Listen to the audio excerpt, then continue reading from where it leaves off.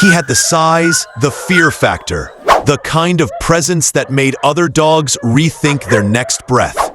But he didn't want the crown. He wanted the one wearing it. While others barked for scraps, Thorme posted up next to King Charles like a living statue of vengeance. He wasn't leashed. He was tethered by something deeper. Loyalty, purpose. There's something unnerving about a dog that doesn't chase attention, doesn't fight for rank, and still walks like he owns every square inch of dirt. That was Thorme. He wasn't chasing a title, he was the title. But only when the king allowed it. You'd see Charles stroll through the shelter, cool as fog, and behind him, that quiet monster with eyes that didn't blink. Thorme didn't trail the king for protection. He trailed him because no one else was worthy. He didn't submit out of fear. He served out of belief. That belief was scarier than any bark in that yard. There are dogs that follow commands, and then there's Thorme, who moved before Charles even opened his mouth. You'd see the two of them, side by side, like they were born from the same war. No leash, no collar, just unspoken codes between beasts. The way Thorme stuck to Charles wasn't just loyalty, it was gravitational. He didn't just walk with the king, he read him. A flick of the ear, a shift in breath. Thorme knew what to do before orders left the throne. That wasn't obedience. That was telepathy born in blood. Even the staff kept their distance.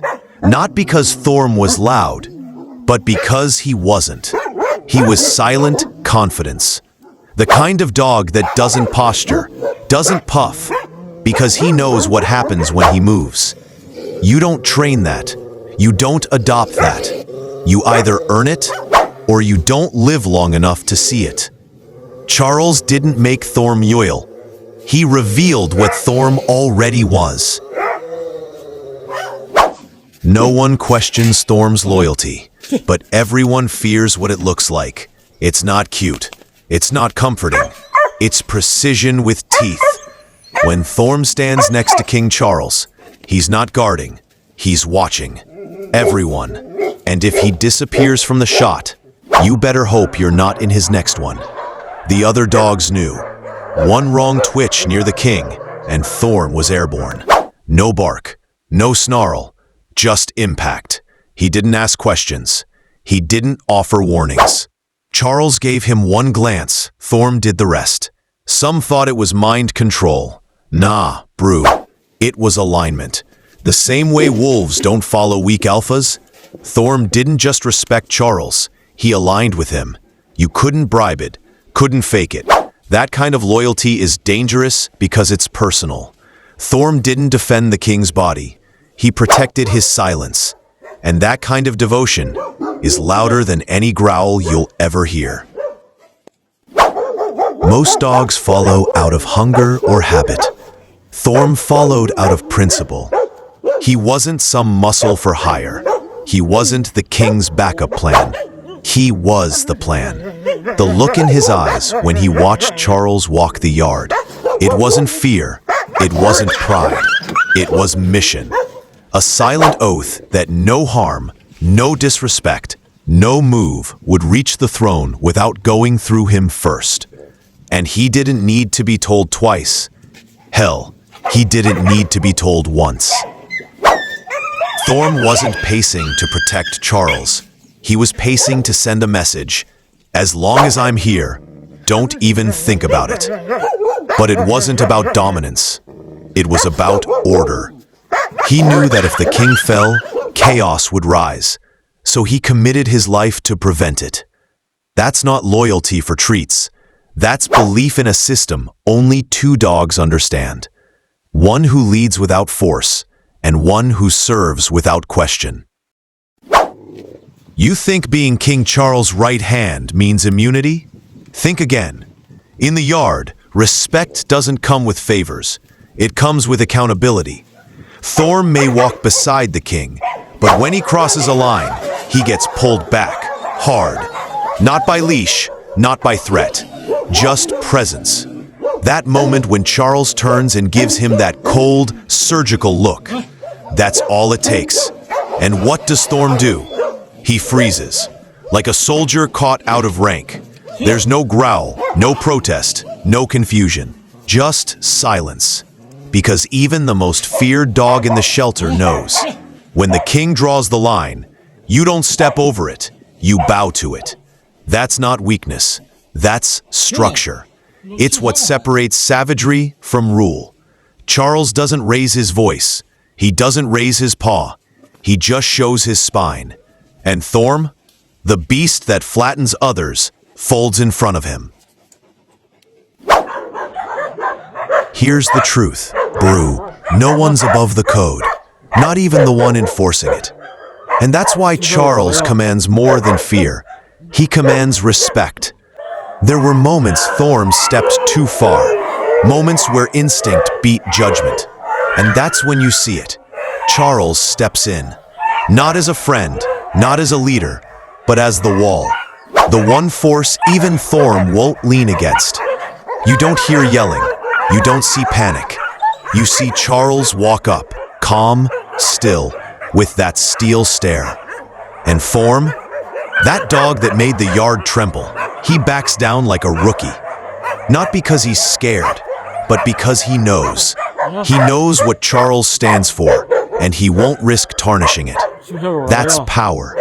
Not the kind that barks, the kind that corrects with one look. And Thorme, he doesn't resist it. He absorbs it. It's one thing to control chaos. It's another to discipline the one delivering it.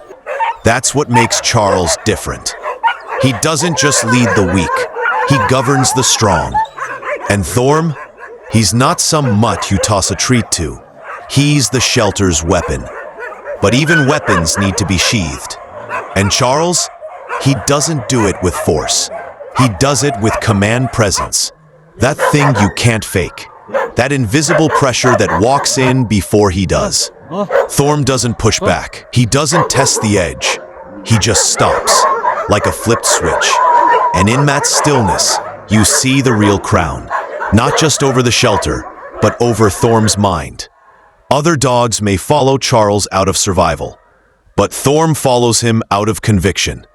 And that's exactly why the king can correct his own hitman, because the blade trusts the hand. A dog like Thorme isn't dangerous because he's wild. He's dangerous because he's willingly tamed, but only by one. And that one? Charles.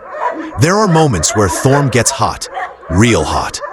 But when Charles steps in, he doesn't need to bark or shove. He just moves into the frame, and everything cools. That's how you know it's real. That's how you know this isn't some domination game. This is mutual recognition. Thorme knows exactly what Charles is made of. Not just muscle, but mental steel. And when that steel walks toward him, Thorme lowers. Not in fear, but in discipline. You can train 1,000 dogs to sit, but you can't train a monster to submit unless he chooses to. And Thorme, he chooses Charles. Over impulse, over ego, over violence. And that choice, that's what makes him lethal, but loyal. Here's the thing. Thorme could end almost any dog in that shelter. He's proven it. He's done it. But there's one he never challenged. One he always backed down to. And it ain't because he's weaker. It's because he knows true power when he sees it. King Charles doesn't rule by threat. He rules by standard, by discipline, by a code no one else can enforce, but everyone feels. That's why Thorme stays close, not just to protect the king, but to stay near the one who keeps him in check. It's not submission, it's balance. He's the blade, Charles is the sheath. You don't separate the two unless you're ready to bleed. And Thorme, he wants that structure. Because for dogs like him, chaos isn't exciting, it's exhausting. And in Charles, he found peace through power. The beast bows, not because he's broken, but because he finally found something stronger, then rage.